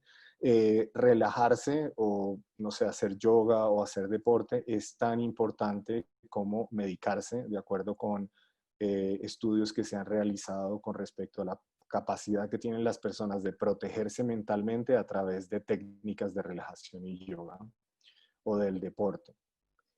Y el quinto personal es el relacionamiento cuidadoso con las fuentes, sobre todo ahora pues para personas que les toca salir a la calle a cubrir asuntos relacionados con el COVID-19. Tiene que uno relacionarse cuidadosamente con las fuentes, no solamente desde la parte física, es decir, pues el distanciamiento, el cubrir apropiadamente los objetos con los que trabajo, tener un sistema muy riguroso de limpieza, pero adicionalmente hay que pensar no solamente en el cuidado físico, en el distanciamiento físico, sino también en ser cuidadoso con las fuentes desde el punto de vista mental. Eso implica explicar constantemente el trabajo que uno hace, dejar que las fuentes a veces tengan el control durante las narraciones, ¿cierto? No tanto estar uno empujando durante el momento conflictivo o crítico, sino dejar que las fuentes tengan un poco más el control dentro de la reportería. Y obviamente la seguridad primero, la seguridad tanto física como mental, cuando estoy cubriendo problemas de violencia extrema o cuando estoy cubriendo asuntos de trauma, la responsabilidad del periodista con respecto a la fuente y la responsabilidad de la seguridad misma de uno, pues va primero y ninguna historia justifica poner en riesgo la seguridad. Eso es algo que sabemos bien en México y en Colombia no sé, por cubrimientos que hacen los periodistas en otros factores como el narcotráfico, pero la seguridad es tan importante como el cuidado mismo de las fuentes y el relacionamiento con las fuentes directo. Y dentro de este quinto punto, con respecto al relacionamiento cuidadoso con las fuentes, he incluido el contenido generado por los usuarios en redes sociales, porque las investigaciones muestran que cuando los periodistas están expuestos a imágenes o palabras muy duras, algunas investigaciones sobre contenido generado por los usuarios lo que hacen es determinar los niveles de estrés o los niveles traumáticos que tienen periodistas que tienen que constantemente estar generando contenidos sin filtrar directamente de los usuarios cuando se cubren asuntos relacionados con trauma o violencia o desastres naturales. Y lo que se ha encontrado es que los periodistas que están expuestos constantemente a estas imágenes directamente emanadas de los usuarios, pues tienen unos niveles de ansiedad y estrés mucho mayores que periodistas que no están expuestos. Y a eso hay que unirle, por supuesto, que a veces el contenido generado por los usuarios representa ataques directos contra los periodistas, porque en el fondo los periodistas representan muchas veces, los periodistas y sus medios representan muchas veces para muchos actores la institucionalidad, son defensores del status quo y las personas pues resienten poderosamente algunas de las actividades del periodismo. Y con respecto a los consejos en la sala de redacción, lo que dicen los expertos es que de una u otra manera hay que crear protocolos no solamente de salud, sino de salud mental. Es decir, crear un protocolo de salud mental implica que las redacciones de los periódicos, de las televisiones, de las redacciones de Internet, entiendan que la salud mental es un elemento muy importante dentro de las redacciones porque los periodistas están constantemente expuestos a presiones y a trauma. También tener editores y jefes entrenados en asuntos relacionados con salud mental. Hemos tenido algunos ejemplos durante nuestros entrenamientos con Yaira, en donde los periodistas dicen, mira, me han presionado a ir en vivo, me han presionado a que hable con una fuente que está en riesgo, me han presionado. Entonces, también no es solamente un entrenamiento personal, sino que los editores y jefes deben entender a fondo las dificultades que implica para algunas personas hacer ciertos trabajos. Entonces, los editores y jefes también deben estar entrenados en asuntos de salud mental. Lo que han hecho algunos medios, particularmente en Estados Unidos y en Europa, es crear comités, que no necesariamente son jefes, pero crean un comité encargado de establecer políticas o de chequear asuntos relacionados con la salud mental de los periodistas, sobre todo aquellos que están constantemente cubriendo en la calle presiones y traumas. Durante las protestas en Colombia, por ejemplo, vimos cómo las personas que protestan ven, como digo, en los periodistas el status quo y algunas veces los atacan directamente en la calle. Entonces, ese comité se encarga, digamos, de chequear, y ese comité no tiene que estar necesariamente atado a la dirigencia del medio. Lo otro es emplear ayuda externa cuando los directores, los editores o los directores no quieren involucrarse de pronto, argumentan siempre problemas de tiempo. Esa es una de las dificultades que hemos encontrado con Yaira. Los periodistas, cuando les dicen, bueno, podemos ofrecer ayuda externa para entrenarlos a ustedes y a sus editores cómo en determinados momentos manejar ciertas situaciones, lo que nos dicen es no tenemos tiempo, no tenemos tiempo. Entonces siempre emplear a veces ayuda externa. Y el último punto con respecto a las salas de redacción, y con esto termino, es distinguir generalmente entre compartir sentimientos y diálogo con la terapia formal. A veces los periodistas creen que es suficiente con reunirse en grupos pequeños y hablar entre ellos, o tomarse una cerveza y hablar entre ellos con respecto a cómo se sienten y lo difícil que es el trabajo. Y eso realmente, que a veces se perciben como canales para desahogar la tensión, no necesariamente coinciden con terapia formal. Hay momentos en los que los periodistas necesitan terapia formal, sobre todo cuando han sido enviados a cubrir eventos, están saliendo constantemente, están pensando en la posibilidad de contagiarse. Entonces van a estar sometidos a este tipo de presiones, que no necesariamente llega un momento en el que las dificultades mentales no es solamente compartir sentimientos o dialogar con los compañeros de la redacción, sino que ya hay momentos, de acuerdo con los síntomas que nos explicó Yaira, en los que los periodistas deben necesariamente acceder a terapia formal. Yo creo que eso es todo lo que quería comentarles hoy para hacerlo más rápido y pasar obviamente a sus preguntas. Yo quisiera simplemente mencionar de manera muy rápida algunos de los asuntos que hemos hecho con la beca Carter. Hemos entrenado ya a numerosas personas en la beca Carter. Y pues queremos obviamente invitarlos a ustedes y a sus colegas a participar obviamente dentro de este programa que pues desde 2003 está funcionando, ha entrenado a más de 250 periodistas. El año pasado tuvimos 97 aplicaciones de América Latina, algunas de ellas, o el principal país aplicante del año pasado fue México. Si lo obtuvimos obtuvimos 24 aplicaciones de México, 20 de Argentina, 17 de Colombia. Entonces, pues quisiéramos invitarlos a ustedes y a sus colegas a participar de esta beca que, como explicaba Rodrigo, es una oportunidad muy buena para ustedes con respecto a la reportería de estos temas. Estos son pues los últimos becarios, nuestros dos últimos becarios, estamos muy orgullosos de ellos. Entonces, eso era lo que quería comentarles. Muchísimas gracias, Víctor. También Yajira por estas intervenciones tan pertinentes. Víctor, voy a comenzar con una pregunta que me pasaron ahorita por mensaje. Básicamente la pregunta es cómo o qué técnicas hay o cómo adquirir mejores herramientas para poder manejar una pérdida familiar, una muerte, una pérdida de trabajo, además, por todas las exigencias que de repente hay en los medios periodísticos ahorita, y además esta situación de pandemia.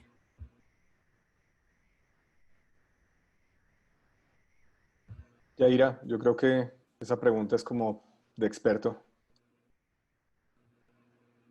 Que digamos que lo más importante es que cuando hay una situación como esta, como de duelo o de adaptación, es una situación que por la cual normalmente todos pasamos, ¿sí? Y lo importante tal vez es buscar apoyo en una persona alguien que haya pasado por una situación similar, simplemente para ayudar a hacer expresión emocional. En principio, saber que una pérdida es normal, o sea, es algo normal en la vida y a la cual tenemos que adaptarnos.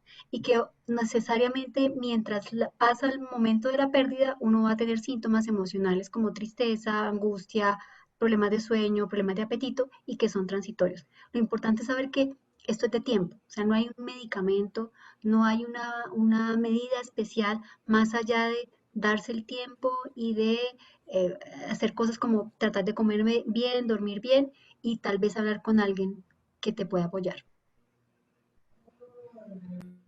Perfecto. Ampliando un poquito en esta idea antes de pasar y bueno, darle la palabra a Rodrigo, que también tenía algunas preguntas para ustedes. Creo que justamente un tema que se mencionó aquí es la importancia de traer estos temas a la conversación en las redacciones, eso Víctor lo mencionaba. Y creo que es justamente también la importancia de generar redes de apoyo entre periodistas. No sé si pudieran ampliar un poquito más en eso, tal vez tú, Víctor, porque hay muchos periodistas allá afuera, no solo los que están aquí en este seminario viéndonos ahorita, en este taller viéndonos ahorita, que de alguna manera se sienten solos, se sienten como que no tienen el derecho de estar sintiendo todo esto, todo este pánico, todo este estrés, toda esta depresión, este miedo a perder el trabajo o a que ya perdieron el trabajo. O sea, creo que uno de los principales problemas es que justo el tema no se habla. Sí, yo creo que es una dificultad grande en el caso del periodismo, porque el periodismo, no sé, como otras profesiones en las que se trabaja constantemente en riesgo, perciben que el riesgo o el estar constantemente en inestabilidad es como parte de su profesión, es como parte de la aventura de su profesión, pero la verdad necesitamos urgentemente en América Latina organizaciones un poco más fuertes, ¿cierto? Que estén constantemente advirtiendo con respecto a las dificultades que enfrentan los periodistas. Los periodistas han venido sufriendo una serie de presiones desde finales de los 90 por la digitalización, que ha básicamente acabado con el modelo de negocio tradicional.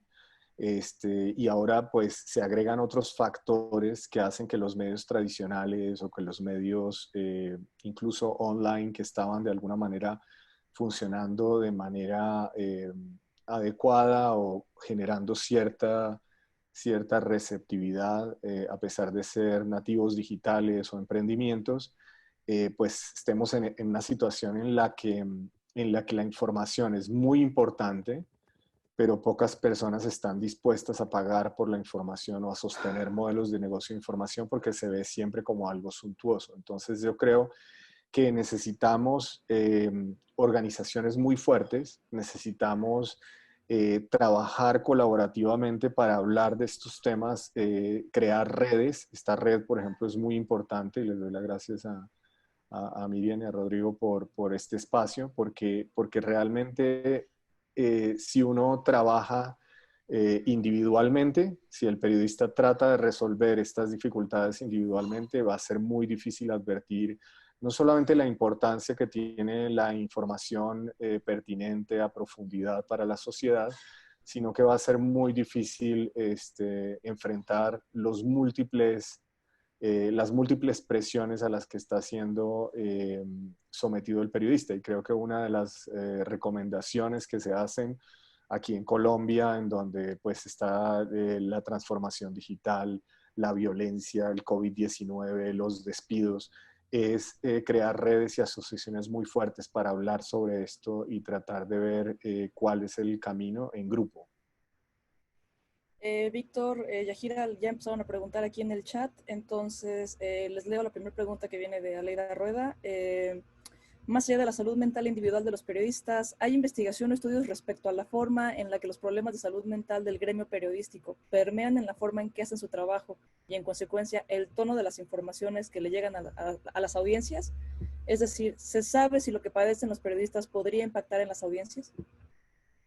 Hay muy pocos trabajos, que específicamente miden, es decir, hay muchos trabajos relacionados con cómo los periodistas sufren problemas de salud mental después de haber cubierto traumas o dificultades, pero hay pocos estudios, yo diría que casi ni existen, que hablan acerca del relacionamiento entre la salud mental del periodista y la forma como el periodista cubre la información o la publica o la produce.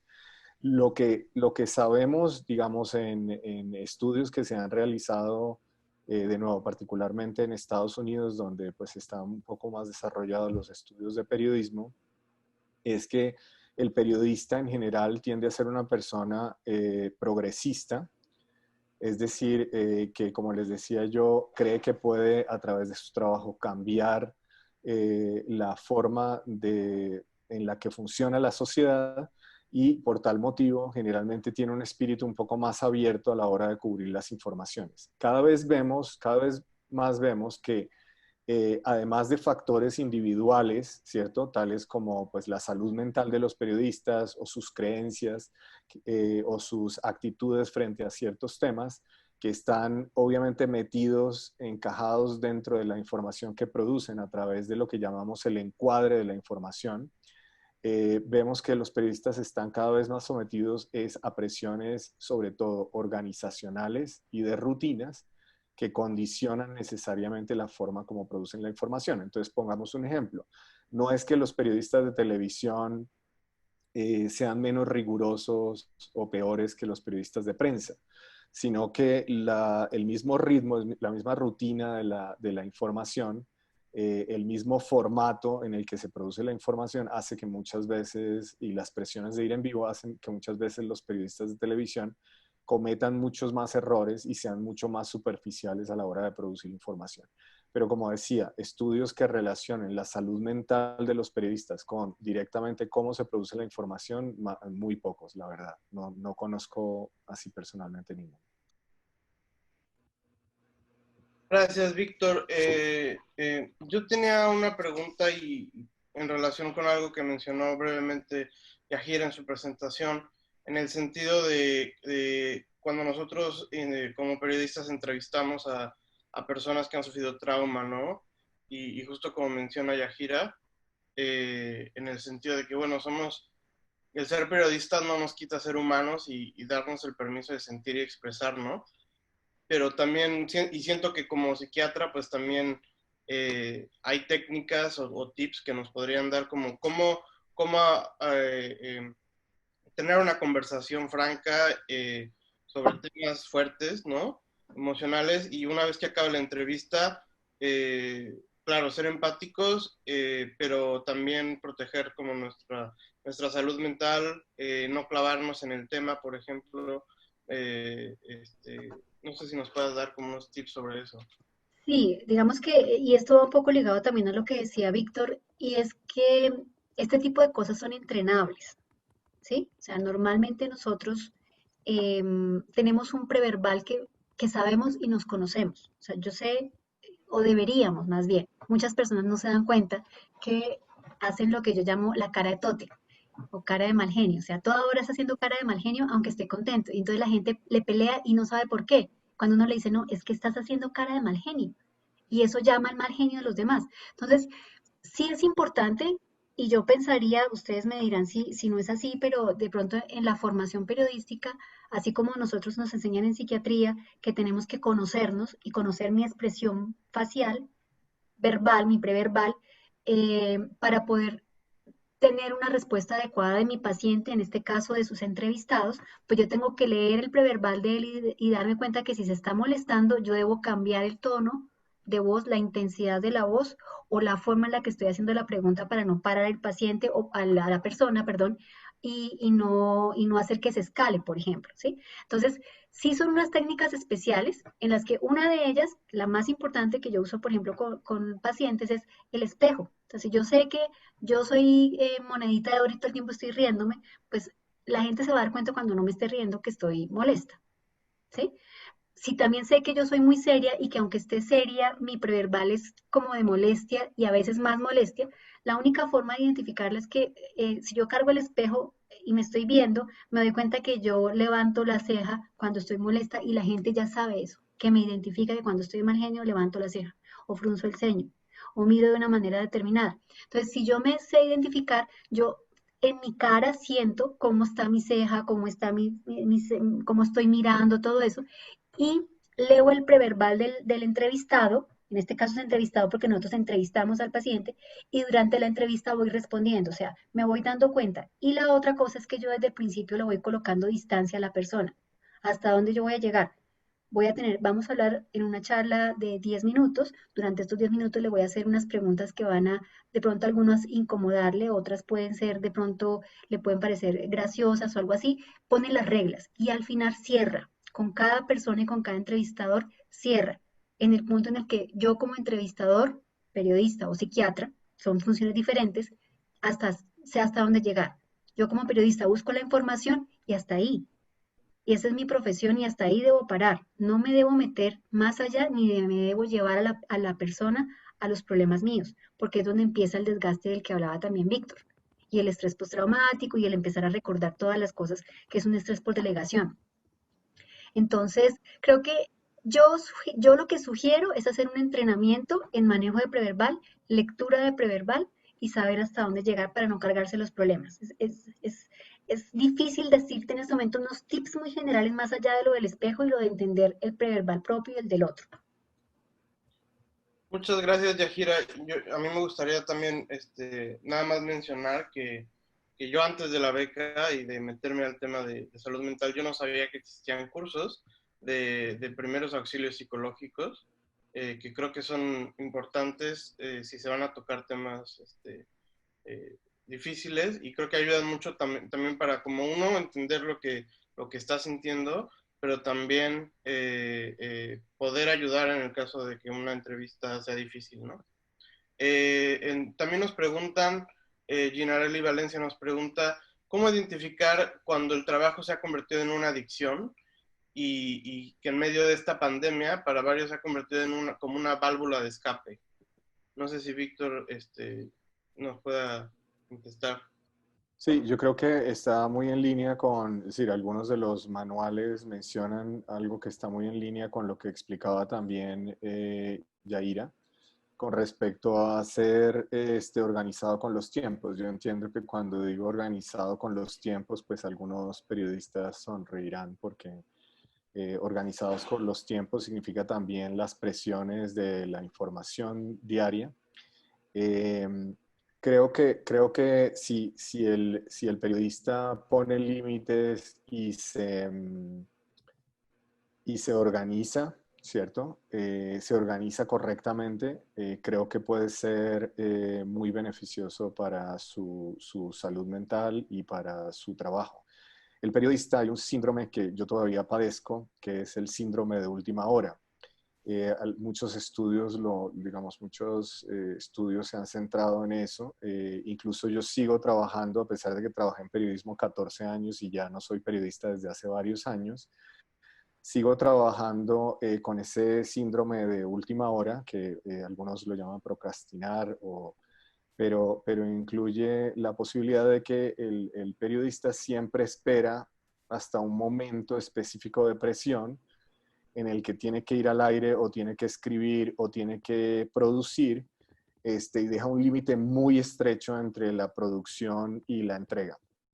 Entonces, esa es una de las cosas que no se enseña en las salas de redacción, precisamente porque uno brinca de un tema a otro con una facilidad extraordinaria. En muchos trabajos los proyectos son más consistentes, ¿cierto?, en el tiempo y tienen unos tiempos más específicos para la entrega paulatina de cada una de las partes.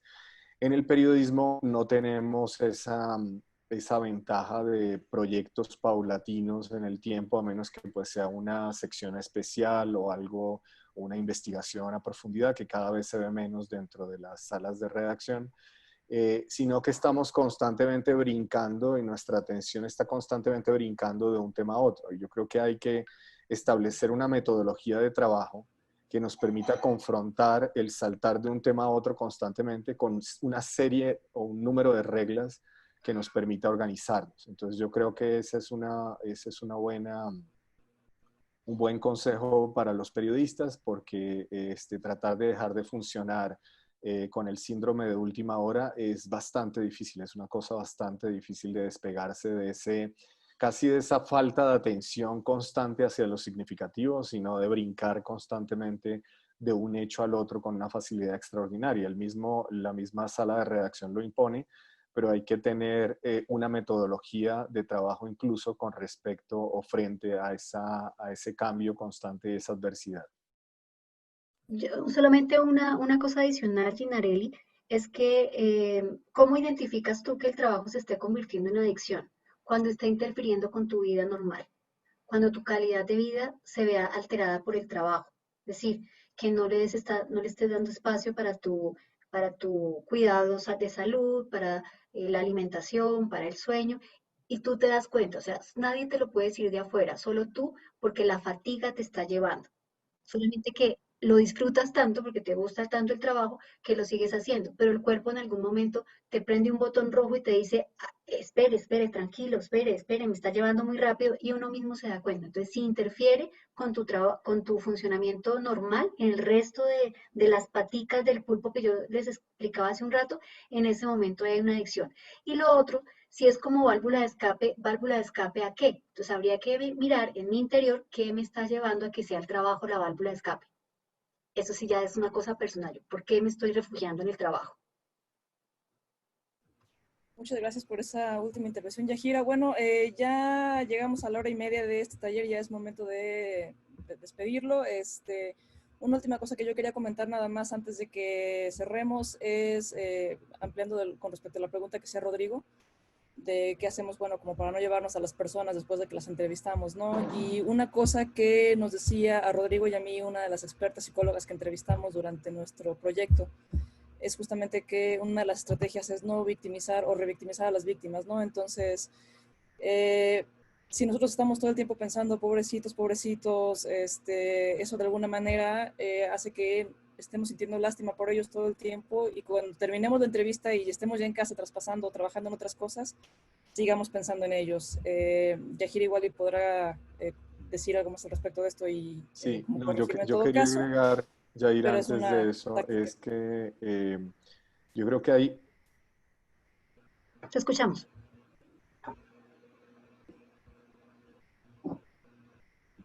Víctor, sí, no sé si me escuchan. sí, te escuchamos.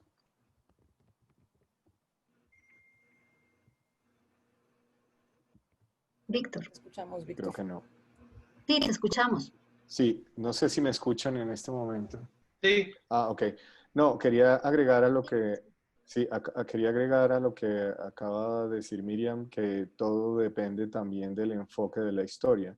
Muchas veces por dificultades, no dificultades, sino por estructuras narrativas propias del periodismo, que tratan de darle agilidad a la narración, pensamos siempre en que la historia nos conduce a nuevamente recrear los hechos tal y como ocurrieron, ¿no? Es una cosa que ocurre mucho en televisión, ocurre mucho también en la radio, y es tratar de pensar que la historia está necesariamente en que si estoy cubriendo a una persona que ha padecido el COVID y ha estado a punto, al borde de la muerte, mi historia me conduce a pensar mi historia me conduce a pensar que desde el punto de vista narrativo tengo que ahondar en esos factores que casi llevan al borde de la muerte.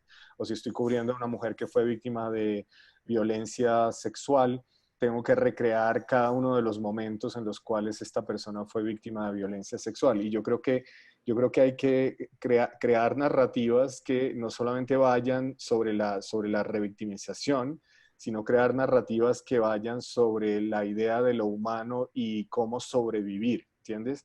Entonces, si siempre nos pensamos las historias desde lo humano y de cómo estas personas han logrado sobrevivir a la ideación suicida, han logrado sobrevivir al COVID-19, y siempre nos pensamos en estrategias que hagan entender a las personas cuál fue el proceso para sobrevivir, y ponemos la vida por encima de la narración oscura y la muerte. Yo creo que podría ser una buena forma de aproximarnos, obviamente, a esas historias para no revictimizar a las personas que entrevistamos. Sí, de acuerdo con lo que dice Víctor, realmente es eso. Perfecto. Bueno, pues muchas gracias a los dos por haber estado presentes y darnos el tiempo a este taller. Muchas personas no pudieron estar en vivo, pero lo vamos igual a compartir. Para los que estaban preguntando hace rato de cómo tener acceso a la presentación, compartan también la presentación y el video cuando lo subamos. Es muy importante pues que se siga hablando de esto. O sea, creo que el primer paso es abrir el tema de la salud mental en periodismo y ponerlo sobre la conversación. No sé si Rodrigo quiera decir algo más antes de despedirnos. No, pues muchísimas gracias para Yajira, Víctor, Miriam. Con mucho gusto. Esto, es un tema importante, vale muchísimo la pena tenerlo en cuenta, y sobre todo este llamado tanto individual a los periodistas como a las redacciones, pues de invertir tiempo y esfuerzo en cuidar la salud mental tanto de los periodistas como de los entrevistados, ¿no? Muchísimas gracias por la invitación. Bueno, gracias a ustedes por la invitación y hemos compartido un muy buen momento. Postulen a la beca, por favor. Postulen. Postulen, ahí estamos pendientes de acompañarles en lo que necesiten. Que estén muy bien. Gracias, hasta luego. Gracias, Hasta un gusto luego. compartir espacio con todos. Bye. Gracias, bye.